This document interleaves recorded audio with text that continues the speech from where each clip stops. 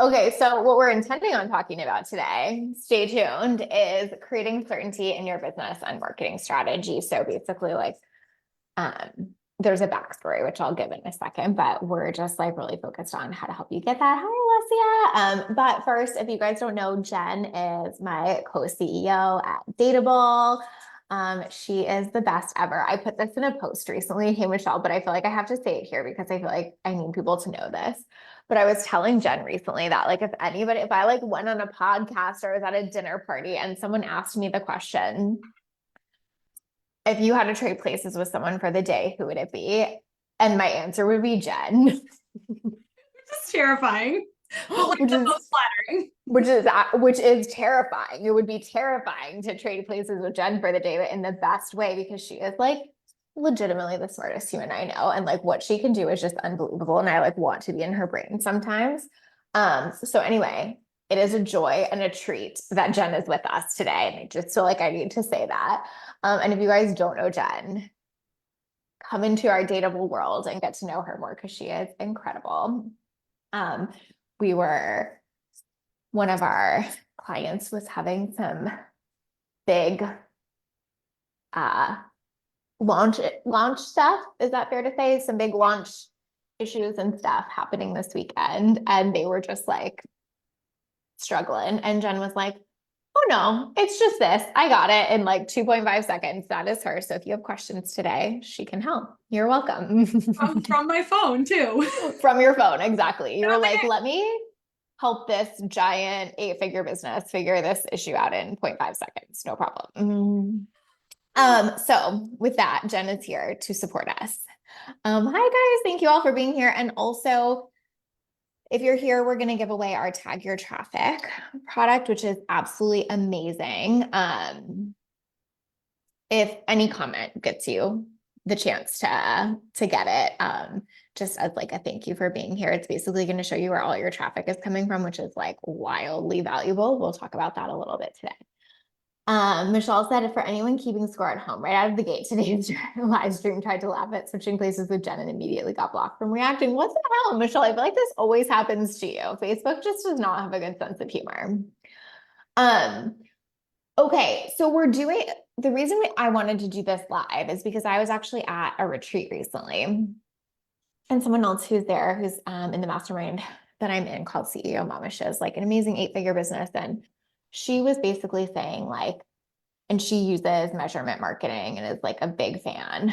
And she basically was saying like, the reason she loves marketing so much is because she knows with certainty what works, what it does for her, and how she can get what she wants from it. And she was just talking about how like that's why she loves it and that's why it's so empowering. And I was like, God, I wish every single business owner I know could hear this, because I feel like most business owners are like, there's no certainty. I can't create that in any way. And we almost like buy into that idea. And yes, of course, as an entrepreneur, you live in more uncertainty in many ways, but there are so many real specific ways to create some of that I feel like people just like don't know, or the online space doesn't talk about. So when I was thinking, God, I wish everyone could hear her say that, I was like, well, I could just say that. So we're here to say that. Yeah. It's Do you so have funny. thoughts on that, Jen? No, I like wish I could tattoo that narrative over my entire body. So like completely agree. And I also feel like that was one of the things, like when you and I first started talking about measurement, and I remember you used to say to people like, did you know you could know that? Like you can know that. And it's a thing that you can actually know.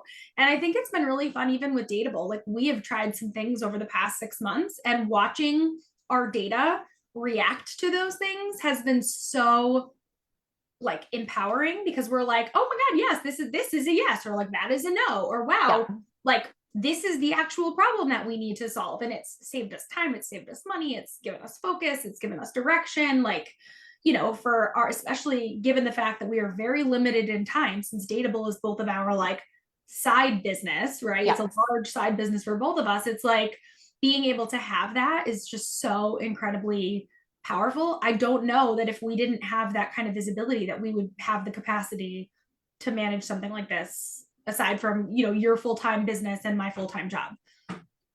I can answer that for sure. No. Yeah. Because even so, Jen and I do calls together only like once a month, which sounds crazy, I think, for like the fact that we're running the size of business that we are together and that we really don't, we have like one team member in Datable. Like beside She's us, like, obviously. she's like a machine. Like shout out to Trina because she's We love amazing. you, But Trina. yes, like one person. Yeah.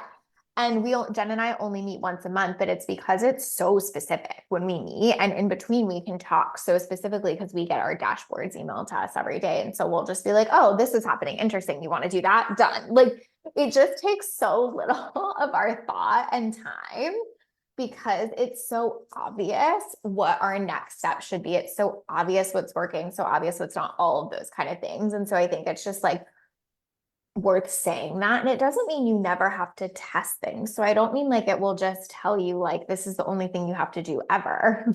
Yeah. But it absolutely always informs your next step. And I just think we forget how much certainty we can get from that. So we can go into some specific examples because I think that could be helpful too. But I also wanted to talk about, excuse me, some of like the like mindset behind that.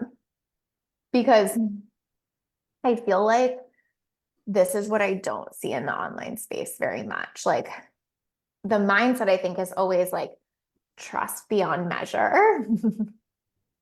And I think trust is so important. You have to trust your gut. I made an Instagram post today basically about like everything I did seemed crazy until it didn't. But I think that's like very macro. And we try to apply that to the micro. Does that make sense? Like macro, I had to like trust my gut that it was like right to leave my job. And like that did have uncertainty and trust built into it. But micro, to know like if Jen and I should promote our webinar or our freebie, like that doesn't take gut instinct. That takes data and it will tell you exactly what to do. Yep. Right. And I think we get those confused. We think like it's trust at all levels. And for me, it's not. No. And I also think that like one doesn't have to cancel out the other. Like Yes. there are times that we could be like, hey, you know what? The data is saying this, like we hate doing that. And so we're not going to do it. Yeah. But at least now we know that that's working. And so we can go, okay, well, if that is the best thing that's working for us, what else could we do that would apply to similar? Is it because that audience? Is it that approach? Is it like, what is it about that? You can dissect it and make a different decision. So like, I think people feel like if I go the measurement route that I have to like turn off my divine feminine, or I can't listen to myself, or I can't trust my gut. And it's like, no, it can totally be both. Like, I don't know. I've always found it to be a little bit of like the compass for me in terms of helping me make decisions, have things not feel charged, like, and not just for me, it's like also about just not wasting time. Like I trust myself that like whatever I do will be successful and everything's going to work out. And so I have that level of deep trust in myself, but then also it's like, and when I need to make a decision on something, I trust that I can get the information I need to make the decision as quickly and as effectively as possible.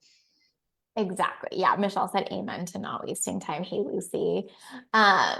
And obviously, if you guys have specific questions on this, it's important to say if you're like, but how could I know this for sure? How could I know that for sure? Ask us and we'll tell you. But I think you're so right. It's like your gut trumps everything. Like I always tell my clients that like your job is to listen to your gut and our job is to put all your strategy around it. But like sometimes you don't have a gut feeling on every single thing, or you're not like, oh, my gut says sales strategy simulator should go out today or whatever. You're just like, I'm running a fucking business. What does my business need today? And I need an easy way to get that answer. And I need to be able to kind of like move it forward. And like you said, I think that's why, you know, we've been able to do what we've been able to do with Datable this year. Like, you know, I think just for perspective, it's like both of our side businesses, we started it like about a year ago. Yep. We changed courses, I would say midway through in terms of like going from a launch strategy to an evergreen model. And the only offer we've had is like $1,000 course this whole time. Yeah. And in our first year out of the gate, we made almost multiple six figures. Yeah. Like right at the top end of that. Yeah. Yeah.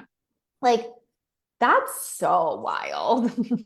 And just, I mean, For especially when you that. think about, well, yeah. And like, I just like can't emphasize enough the like changed courses, like direction kind of mid-year. We actually didn't do much in 2023. Like if you, I mean, if you think about it, No, like we it's had been spending half the year working towards a deciding. strategy that we then decided not to go with. Do you know what I Yeah, mean? it's so true. And so like we actually like didn't really do that much for that. And again, one person who's part-time working in it, and then our monthly calls, and we're able to just be like decision, decision, decision, most of which is data and Lacey's gut. I would say you're better at gut than I am. Like I tend to be sometimes too analytical to a fault, but like We're a really good balance though, because I like to move fast when my gut says something. And I think you're good at like being the balance to being like, yes, but let's like see this out this much more. And I think we have like a really good balance there. no, for sure. Yeah,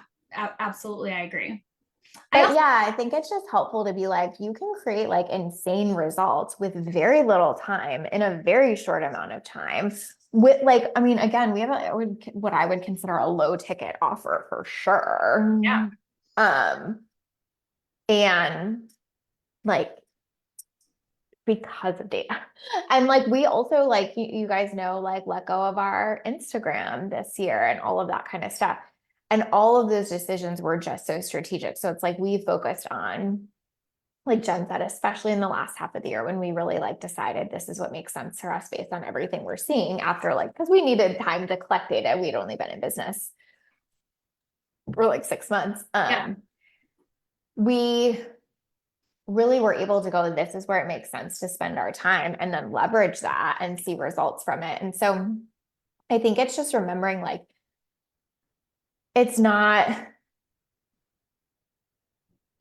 just about following your gut, although it is like in so many ways, but it is about creating really easy ways for you to have answers when your gut isn't like the strongest thing there. And when you do that, and especially when you combine that data with listening to your gut, like you can have true certainty of what makes sense in your business. You can have true certainty of like what next step to take and like know that pretty much without a shadow of a doubt. Like there's rarely been times where we're like, it's super confusing what we should do. I actually have had a couple situations with clients where I'm like, fuck, I'm really confused by this data. We need to sit with it and think about it and do XYZ to get a little bit more of it. But like, honestly, for the most part, it's usually really clear.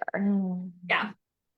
Yeah. And I think like people assume that we are looking at so much data too. And I think that's such a funny assumption because I feel like we really don't look at much. Actually, funny story, for like 6 months last year, I had built these pages of our dashboard that I thought were getting emailed out, but I never was like clicking into it because I wasn't going that far into like our reporting because there's really like 1 to 3 pages that I would say we look at like the most. And so I had made a comment to Lace one day like, oh, you know, on this page, and she's like, what are you talking about? And I'm like, I built this like whole sick thing. Like there's all these pages it's been emailing to you. And she's like, no, it hasn't, Jen. Like literally for like 6 months, we didn't even know that all this information she wasn't seeing. So it's like, there is so much where like, even the other day, you had asked me to like look up an email address. And so I went into our roster and was like, oh, I totally forgot that like I had set it up to see how many days someone was on our email list before they made a purchase. And I'm like, well, this is super cool. Like now I can figure out how we could use this. So I think like having lots of things set up to catch data is super important because then when you want to look at it, you can, but we don't even actually look at that much. Like, yes, we see a daily report, but it's like a headlines. It's like getting your like news feed rolled up in a little like daily summary equivalent. It's not like we're over here with like, you know, a green visor and nerdy glasses trying to like do like quantum. Totally. Oh, I lost you for a scary hard thing that we're doing. Oh, there you go. Okay. Yeah, Michelle said, benefit of being a generator, a mini gen, is that data is just another thing to respond to. I totally agree with that. Like it's like, it makes from it, how I'm designed, it makes no sense for me to be like, I'll just do something and guess. It makes all the sense in the world to me to be like, oh, this is what it's telling me. Let me respond to that. Obviously, other people might feel slightly different than that, but for me, I'm like, I can't, like, that is how I'm wired. Yeah. Alessi said such a good point. Hey, Deborah, she said, love this topic. Data is king. Totally. And I just feel like what's so interesting to me is how little the online space talks about that or talks about how to get that. And it's even interesting to me now, like knowing who some of our clients are that are using this or having talked to other people that are like using data. I'm like, oh, you're using this that you never talk about it on the front end. That's so fascinating. Like, not that they have any like they don't have a responsibility to by any means. They're allowed to sell and talk about whatever the fuck they want to talk about. But I think so many people would be surprised how much that's the backbone of a lot of the businesses they really look up to. Yep. Is that they really do have this behind the scenes to make decisions. And that's what makes it fun for them. Like, again, like that business owner that I was telling you guys about earlier said at our retreat of like, this is why it's fun for me because I literally know, like what she was saying is like, I literally know if I get someone into this funnel, I'm going to make X amount of money off them. If I get someone to do X, I know X% is going to convert. And it like always works out. And like, that's when you're like, I want to make a reel today. I want to go market. I want to put something out. I want to send an email. Like, if you're not feeling motivated around some of that, like a lot of it could be because you can't tie it to a result. And that's super unmotivated. Yes.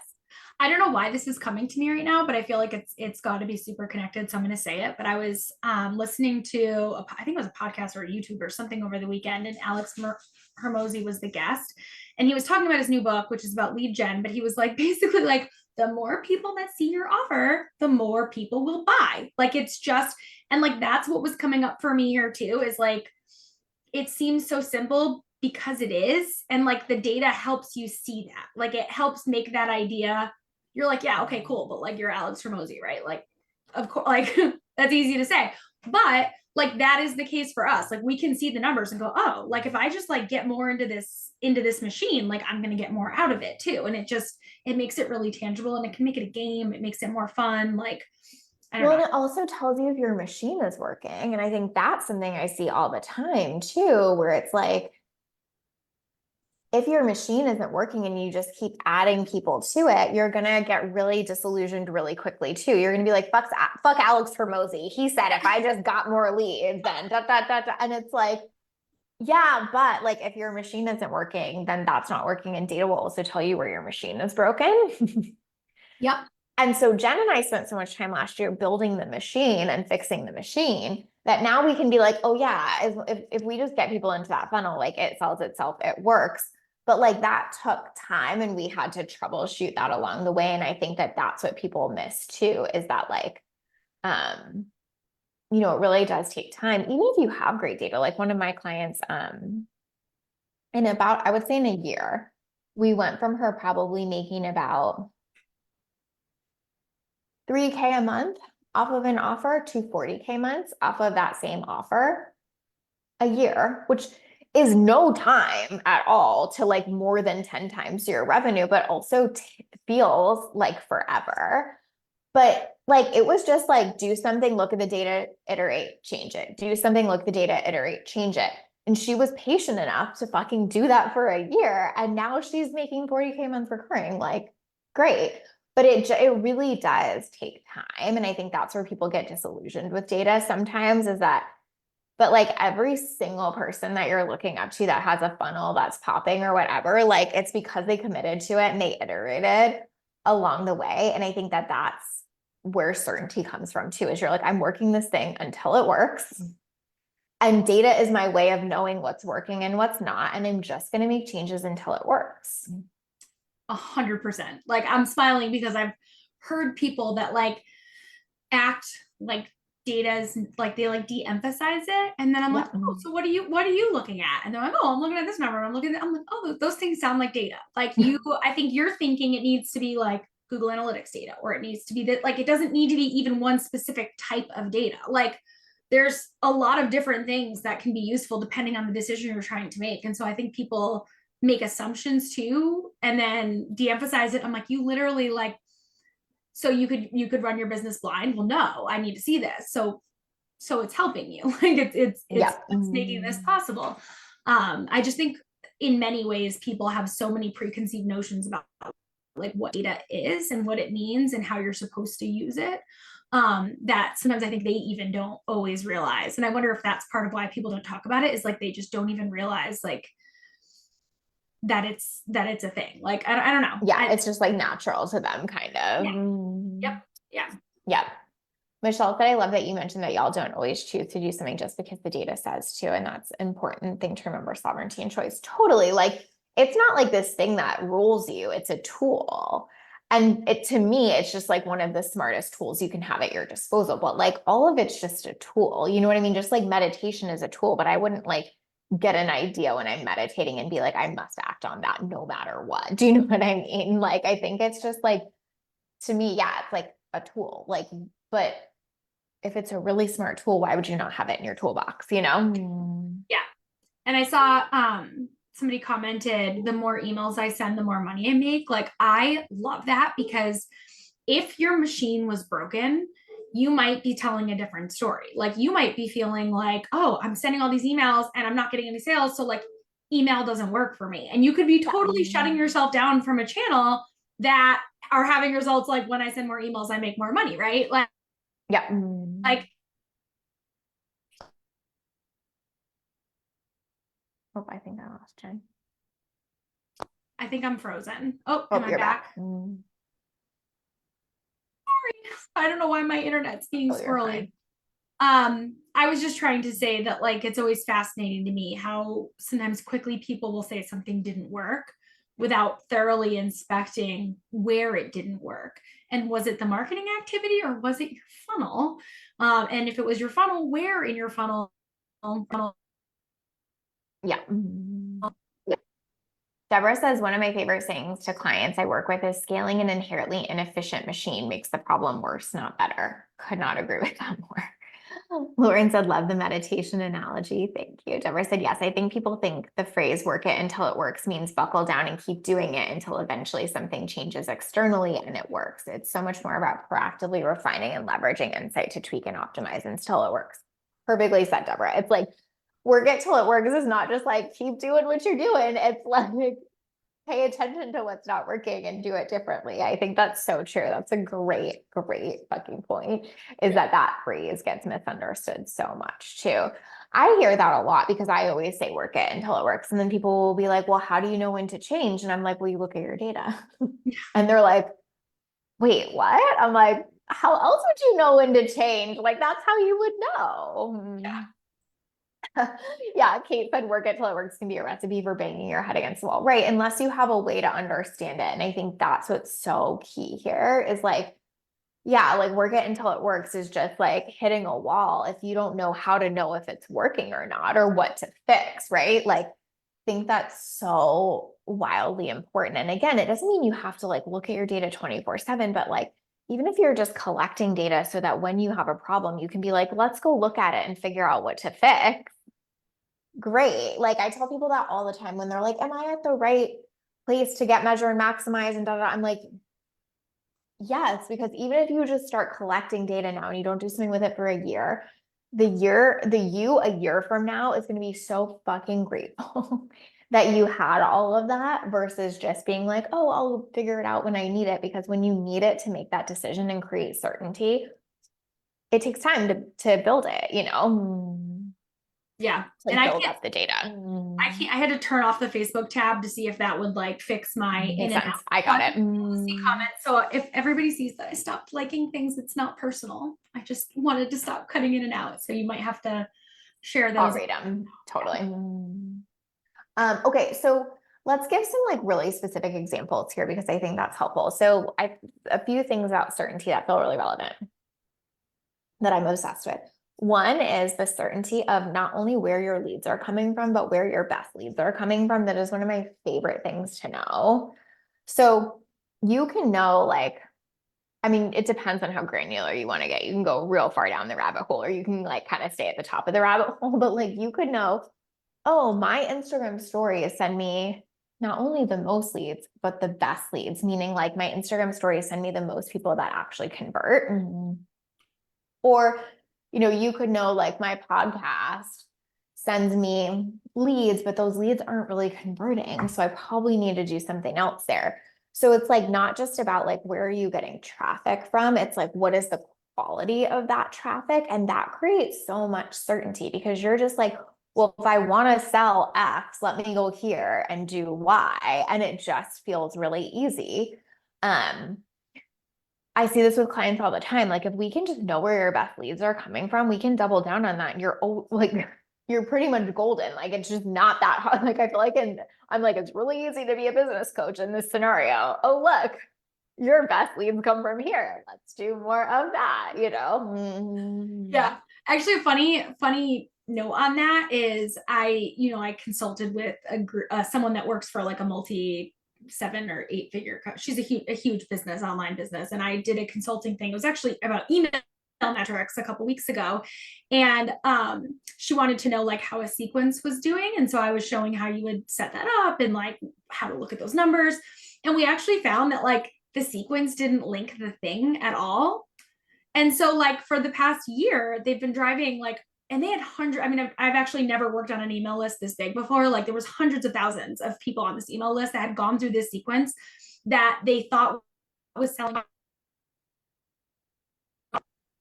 And like the only reason we found out was because we were looking at the data going, how are there no clicks? Like something must be broken. And we're like, oh, there's no link here. That would be why there's no clicks. That's so fucking painful. But nobody had looked at it, like nobody had looked at that in one place to go, most of the time when you're analyzing emails, you're looking at individual campaigns. You're not looking at sequence the way you and I look at it. We're like welcome sequence in our dashboard. And I think I take that for granted sometimes that like we have that view because we set it up to have that view. Cause I'm like, how could somebody not know this? Like this would be the most obvious thing to us, but it's like, right. Because most people don't look at it this way. And it's just totally. Deborah said, how do you qualify leads as best? Is it just fastest, easiest conversion? I would say it's like more conversion percentage. So it's almost like if everyone that I send from Instagram stories converts at 50% or whatever, but from other channels, they only convert at, 7%, that's how I would qualify it. I don't really personally never really care about like how fast it is necessarily. I care more about like conversion rate. Would you say that, Jen? I think for our business, I agree 100%. Yeah. For like and that's the hard part about data. And it's like what we love about the most about it is that it's so highly customized and personal unique business. I think in this scenario, 100%. And in like most businesses where it's like you're selling a single offer, a single service, or like a main thing, like that's true. I think like for the other thing for coaching, I would say in particular, because I know there's a lot of coaches in this group, would be like lifetime value of the customer. Would I start with that though? No, I would always start with conversions first. I could see eventually if you wanted to take it a lot further going, okay, now we're not just going to look at conversion, but like total lifetime value of the customer. And maybe I'm getting more sales from Instagram, but my quality leads, right? People with a higher lifetime value or comments other place, that may be where you start to discern even further. But again, that's me taking it extra. Like I would 100% every time start with conversions first. You can't move on to the advanced until you nail the basics, right? Like it's why we start learning riding bikes with training wheels. It's why now they have like the little balance bikes for kids, right? Like my kids just didn't inherently turn 6 and then get on a bike and start pedaling. Like, and I feel like that's sometimes what people do. It's like they wait too long to get into data. That by the time they go to do it, they think it needs to be like the lifetime value and all these super hard things to figure out. Then they get super overwhelmed. They shut down. They say data didn't work for me. And it's like, no, you didn't put on training wheels. Like start with like what I promise you, tracking the basics is better than tracking the nothing you're tracking right now. Like, and then if you want to start to go, and most people don't need to go to the more advanced, like I've never looked at, I mean, granted, we do have a more simple, I don't know why this one piece of hair keeps wanting to like be right here. Yeah, I'm like, it's like very like wanting attention right now.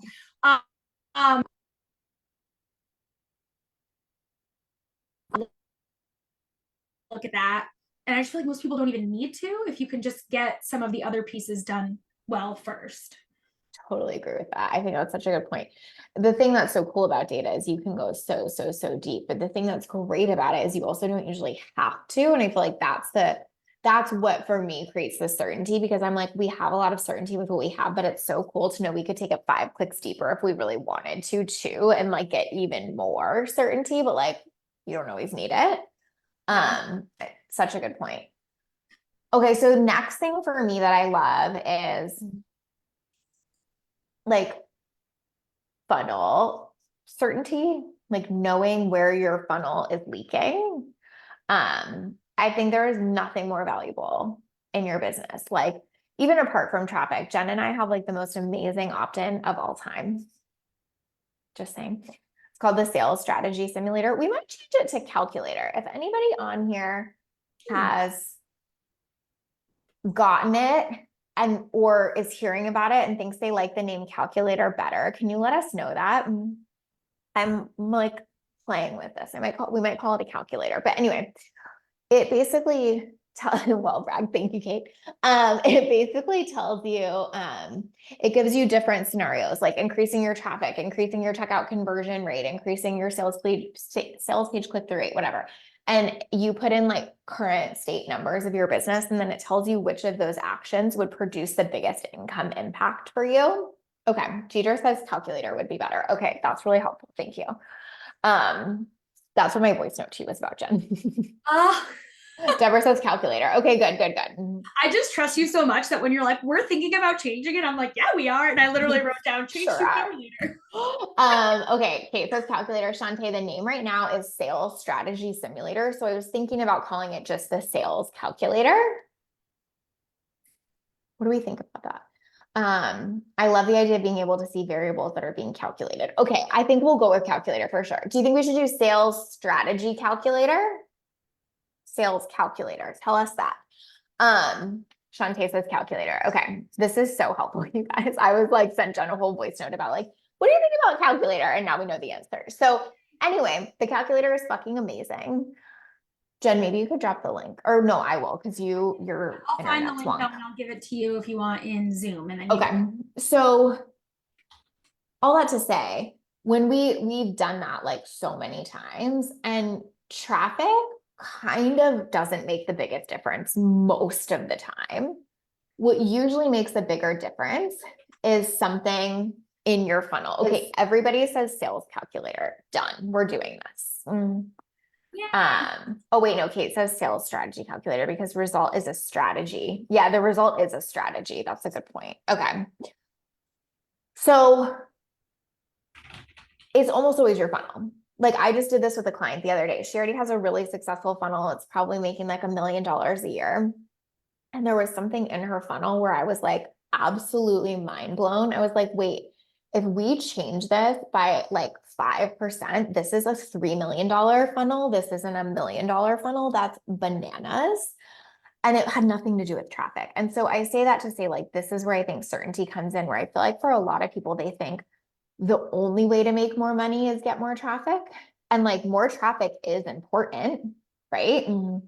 But it's not as important as you often think it is. Okay, Jen, put it in. Yeah, I just quickly opened the tab, dropped it, and then exited. You're the best. Thank you. Beautiful, clear tweet. Okay, yay. I'm so happy you guys like this. It really is the best tool though. Like it is, I feel like it's like, I just love it so much. It's so good. I would say I was on a call the other day with the CEO of Mama Mastermind, and I was saying to all of them, like, what do you guys think we should do with this or whatever? And I was like screen sharing it with them, and all their minds were blown, and they were like, just screen share it all the time. All you have to do is screen share it, and everybody will want it because it's so good. But the point is, you can know where to fix your funnel, and you can literally know if you just do this, this will happen. Like the sales calculator, I almost said it wrong. The sales calculator will literally calculate for you exactly how much income that will produce for you. Is there a scenario where it could be traffic? I mean, objectively, sure, but any example you've seen with a client recently? Yeah, Datable's the example of that. Our funnel's really good. Also well bragged, because we've spent a lot of time working on it. Like back end of funnel for us is on. We're really happy with our conversion rates there. And so if we just up our traffic, we're gonna see better sales. in terms of like actual impact, it might not be as much as if we got our checkout conversion rate up, but our checkout conversion rate is high enough like that it's probably like we're not going to take it 10 points above industry standard and we're not going to spend time trying. Like, would that produce a bigger financial impact? Of course. But like, so that's sort of where you see that, Shantae, is like technically checkout conversion rate is always the biggest impact that I see. Yeah. But like you have to stay within industry standard range. Typically, it's not like you're going to get 100% checkout conversion or something. So then sometimes it's like, oh, okay, well, traffic maybe is only going to impact us this much, but it's the one lever we're not pulling hard enough. Yeah. And I think people sometimes think that this is like a one-time thing that you fix and then there's nothing else. Like, you're gonna find that you cycle through, because actually, like, always made the simulator, we actually did focus at first, if you remember, on our checkout, because that was where, and we made those changes. And now, because we tweaked those, stuff has gotten better, and now we can shift our focus to traffic, right? And now we may change our traffic sources, which might change the like, look, literally, this hair is obsessed with me. It really is. It's just like all up in your girl. Like I wouldn't care if it didn't like create this line across my neck. I'm sorry, everybody. This is my squirrel brain. So I just feel like that's the thing. You're gonna have to continue to hop around in that, but it's so helpful because it gives you the direction to know where to focus. Because otherwise, like, you're not sure, and that is where the certainty and like where it's so stressful to feel like, I know I need to do something and I don't know what. So like, I'm investing in a copywriter to redo my copy, and I have this designer doing, and maybe it's my branding, and maybe it's my email, and maybe it's my marketing. And instead, you can use a tool like this, which is 100% free. Like, I just made a note, like, we don't even have an upsell off of it, which is actually kind of crazy. I just down because I'm like, oh, maybe we should like add something to that. But it's like, we don't even need to, because that's not even the thing. But this, it's totally free, and it helps you figure out exactly what that thing is at any given time. And so then you could like make the changes, wait a month or however long you want to wait, put your new numbers in, see if you moved the needle. Oh, I did. Now I need to focus on this other spot. And it just always gives you this little like magnifying glass to know this is where you need to go. Like, go here. So yeah, Datable a perfect example of traffic. And it really does bounce around. Like, it may come to a point where that'll change. Yeah. Like, that's just the way it is. Totally. Yeah, if only it were a one-time fix, Shantae said, for real. That would be so lovely.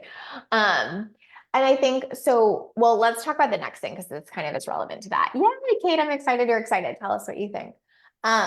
So the next thing that you can know with certainty that I love and I'm obsessed with is like, you can know how a launch is performing in real time. Like, I feel like the biggest thing in our space that drives me, well, this is not the biggest thing that drives me crazy, but a lot of things drive me more crazy than this in our space. But one thing that drives me crazy in our space is everyone talks about like a launch debrief, and that irritates Jen and I to no end, because we're like, you can fucking know in the middle of a launch what's happening. Don't wait until 2 weeks after to be like, what could we have done better? Like, find out in the middle of it and make a change. So data can help you do that too. Like, I feel like so many people are like, okay, I'm just going to launch and I'm just going to like stick it out for the launch, then I'll figure it out afterwards. And it's like, that is the biggest waste of time and money you could possibly do, because you can make changes mid-launch that totally change the trajectory of how it's going. Like, I have a client launching right now.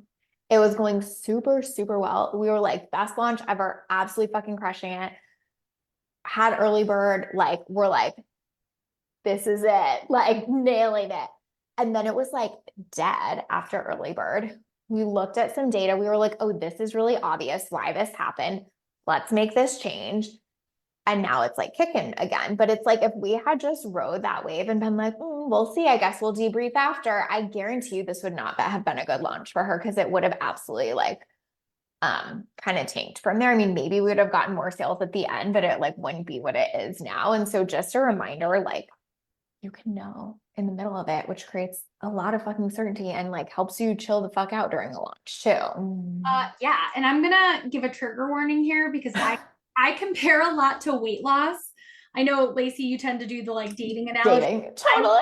My brain always goes to the weight loss ones. Just maybe it's because I've been spending the last year trying to lose weight, but like, I feel like I want to give that weight loss example with this because you would never do that with weight loss. Like I invested in a coach to help me with nutrition and exercise back in July. And we made a plan, right? And like I equivalent this to like how you would operate your data with no business, like or with no data. Like if I were to just have been like, thanks for the plan, and I'm going to go do these things and I'm not going to track anything. I'm not going to measure anything, but I'm going to do a debrief. Like, don't worry, in 6 months, I'm going to do a debrief. And let's say I like starved myself for 6 months and then found out in my debrief that I actually was like not eating enough calories. And that was why like my body wasn't building the muscle it needed to burn the fat and blah, blah, blah, blah, blah. Right. Like, which is like happens to people all the time, which is why when you work with a trainer in weight loss, they make you what? Track everything. Like you're tracking food, you're tracking steps, you're tracking water, you're tracking like things that you just don't want to be tracking, right? But like I do it and I've lost almost 30 pounds and I've been able to look and go, oh, these are the needle movers, right? Like my trainer actually is not big on steps. She doesn't see a big thing. I get a big turnout from steps. If I am walking more, like I see the weight coming, actively doing the thing versus in my debrief. Like if it was in my debrief, I would just be gaining weight at this point because I would be miserable because I'd be like, no, like I'm not like, I need to know what I can do in real time to fix And then this. you would stop. Like, I think that's the thing with launches. So many people I talk to are like, I don't launch anymore because whatever. It doesn't work for me or I hate it or whatever. I actually don't really like launching. So I totally get it to a certain extent, but it's more of like a personal desire. It's not like because I did it and I can't figure out how to make it work. It's like, this is why you hate launching because you don't know how to do that, you know? 100%. 100%. Deborah said it's like putting a race car on a track and launching it to see how far it goes and then discuss how it did versus using a remote control car to drive the car through the track so you can adjust as there are hurdles and slower points. Ooh, I love that, Deborah. Like so that. Good. I might need to take that instead of my weight loss because I feel like I don't want to trigger anybody with or imply that anybody else needs to lose weight. This is like a personal thing for my own health. But Totally. yeah, it is helpful though. It's like, of course, anything you're doing that's personal to you, whether it's your business, your body, whatever, like you're going to have to learn from it. The idea that like there's one thing that works and always works is dead and it's outdated and it's not true. So you have to figure out a way to do that with weight loss. It's like tracking and data collection. And with business, it's tracking and data collection. It's like same fucking same. Yep. So yes, real-time pivots during a launch, I think are so smart because it's also how you test it fast. Like if you're in a business model where you launch and then you debrief and then you test something else the next launch, your timeline's just so extended, right? Like you're maybe 4 months out from even figuring out if your data assumptions were true versus if you could test it in your launch, you're like 4 days out. And when you can move faster like that, you improve your launch or your funnel faster, you get faster results. It's kind of that simple. So that's another certainty one that just, I'm like, we could know this. We could know traffic. We could know funnel. We could know launch. What, do you have another one, Jen? Traffic funnel. I'm like blanking right now. One thing I like to go ahead. I was just gonna say one thing I like to look at is like the sales. Like, I feel like that one doesn't get talked about enough, but I feel like you love that one. You go so hard for the sales one. I do because I feel like, and maybe it's just because in like the businesses I've run previously or the businesses I've worked for, it's always been a pain point where like, because of the nature in which our tech stacks all work, a lot of times you're selling through multiple channels, like multiple platforms. And until you've experienced what it's like to have an aggregate view of that, which is like having it all pulled into one place, it's super frustrating because then you're having to wait for a bookkeeper who won't do it until the middle of the next month, right? And so it's like, how do you react to that? How are you supposed to know, like at the start of this month, am I in a good place? Or like, do I need to do something to create funds this month so I can make sure I hit, paying people and paying myself and doing whatever. And so to me, that one's really powerful. I like how in our dashboard, we have like our payment plan income projected for the month. So it'll show like in real time, whenever we make a sale, it shows up on our dashboard and it says, this is how much money you have month to date, how much you've brought in. And then we have a, like, this is how much is outstanding and owed to us in payment plans throughout the month. And like every day that updates. So those numbers, like as this one's going down, that one's going up. And so like, we might look and be like, oh, we're at like, oh, we're only at $1,000 this month. Oh, but we have $9,000 coming in payment plans. Like, hey, not a problem. Like, cool. Right. Like, we don't have to, or if we're like, oh no, which luckily hasn't happened to us, but like if we were at 1,000 and it was February 12th and we looked at it and we were like, we only have 2,000 more coming in, like we need to do something. Like if we didn't know that until the middle of March, like we would have had a really crappy February, right? Like, and so to me, that one's so powering because it makes it like, that's what makes me decide, like, do I need to light a fire under my butt and like really do something right now? Totally. Or, you know, is it business as usual and I'm okay with like a slow growth path, right? Like, which again, there's seasons for everything, but like that one. But just being able to know for sure which one you want to choose is really nice. Yeah. And most people don't have a way of even knowing outstanding payment plans because that's not something that most of the tools that we use show. Like even if you're using Samcart, Thrivecart, ClickFunnels, any of the things that like take recurring payments, I don't, at least unless something's changed in the last 2 months, like I haven't seen a good view that's like, and here's how much you have that's coming in over the next 6 months. Like we can see that. Yep. Like we can know that and we can plan for that, which is really, really useful. Totally. And I think it just helps inform, like you're saying, all of our decisions. Like, speaking of which, I should tell you guys this. One thing Jen and I have decided to test is like more of a done with you offer. So basically what we're kind of doing is more like done with you funnel, data strategy, and actual dashboards. So if you want to know more about that, like we can obviously like go deeper in that. You can reach out and we'll tell you. But we're testing an offer. It's for like $2,997. I'm going to do like a strategy audit for you and give you like a funnel breakdown. Jen's going to do dashboard setup. Our team's going to pull current data so we can look at current state stuff. We're going to kind of tell you like exactly what to do and what to fix. And so anyway, all that to say, we've been wanting to test that for a little bit because we know a lot of people want more done for you or with you stuff from us, but we wanted our revenue to be in a really good place to do that. So we felt like, okay, we have like space, revenue, and time to like take this next step. And so part of why we were able to do that is the sales dashboard, because we were like, oh, okay, we have like a really good trajectory. We can test these two and take time to like do that. And so, yeah, that's just, it's like really helpful for you to know like, oh, it makes sense for me to go with a new offer, or like, actually, we really need to get revenue up. We don't have the bandwidth to do a new offer. Hi, Adrian. Shantae said, saw that email this morning. Yes, it was so exciting for us. Kate said, what stage should your business be at for this offer?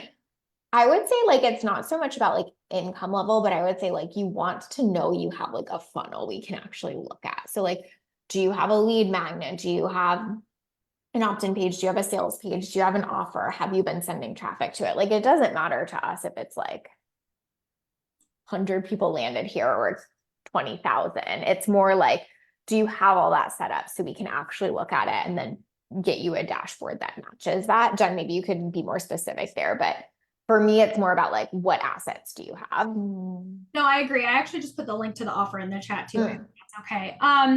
Just in case anybody wants to like what it is, but we actually don't have a ton of info on it because we're, you know, this is new for us and we're limiting the number of seats for February.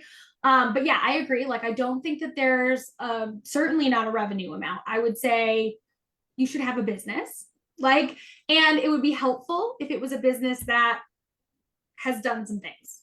Like, so I would say it's not for you if you literally just started your business yesterday and you have not marketing and you don't have a website yet. And like, it's most useful, even if your sales are not crazy high, that does not matter. It's more about like, have you sent emails that we can go in and look at the data for? Do you have like anything that you're selling that we can go in and assess against, right? Like, if there is no data, it will not be super useful to you. So again, if you started your business yesterday and you've made no sales in the 24 hours that you've owned your business, I would say it's probably not for you. But for anybody else, like if you have a website and you've done any level of marketing over the past 6 months, like talk to us if you're not sure. Yeah. Lacey and I mean, you all know Lacey, you don't know me as much, but Lacey will tell you I am honest to a fault. And so, Almost annoyingly so. yeah, exactly. So like, sent us a message and we're like, this is my website, like peek around. Do you think I'd be a good fit for this? Like, I will honestly look and tell you. And if I'm like, Yeah. no, like that's not, you don't have enough, or like, I'll be honest with you about that, because I just, frankly, I don't want to waste my time if you're not a good fit, because then I'd have to like tell you, oh, hey, you bought this thing, but you're not a good fit. And now I've got to push a refund. And it's like, I have other stuff I'd rather do. I really like reading. So if I'm not working this, or yeah, like if I'm not working in the business or in my job, like I want to be reading or with my family. So like I'm not here to like sell people on things they don't need. Amen. Jen is so, it's so funny. You just made me laugh because I was thinking about this. Jen, when she says she's honest to a fault, she'll send me like bookkeeping videos about like this like $20 thing or something. And I'm like, Jen, I don't fucking want this video. I trust you. It's fine. And she's like, just please watch it because it will make me feel better. And I want you to know I'm being honest. I'm like, oh my God, Jen, no, it doesn't fucking matter. Stop. It's so funny because it's so true. Because our books were just confusing for last year because we had started like under a like we have our own LLCs, and then our LLCs like got married and had a little baby, and we have a new LLC, and it's like a whole complex thing that I'm not used to. I'm overseeing all the people that do it, so I'm like, I just want everybody to know, be on the same page. But it is funny because I'm like, I know she's not going to care, but also I need to like record this and send it to her, like transfer my $20 over so that I've like made everything right. Kate said global thinkers need more context. I was dumbfounded when I realized other people don't need that. Yes, you're such a global thinker, Jen. That totally makes sense. Yeah. So anyway, if you guys are interested in that at all, let us know. But I think just like a good example of, again, like you can be certain of when would be the right time to release a new offer, even like there's so much there. So if you guys have questions on this, let us know. Start with the sales calculator. Try it out. It's so good. Reach out to us if you have questions, but just like know you can feel a different level of certainty in your business. Like that's what we wanted you to take away today, is like knowing how empowering that can be, and like knowing that like, yes, you might not be hearing this from a lot of people in the online space, but it really is a thing, and it really can be easier than most of us are making it out to be. Okay. We love you. Thank you for being here, Jen. I'm obsessed with you. Thank you, as always, for spending time with me. And we'll talk to you guys next week. Bye, guys.